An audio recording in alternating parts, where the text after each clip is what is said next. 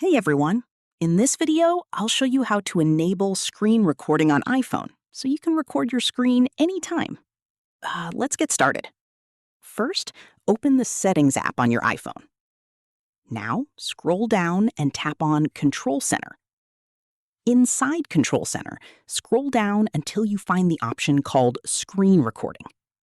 Next, tap the green plus icon next to it. Once you do that, screen recording will be added to your Control Center shortcuts. Now, swipe down from the top right corner of your iPhone screen to open the Control Center. Here, you'll see the Screen Recording button.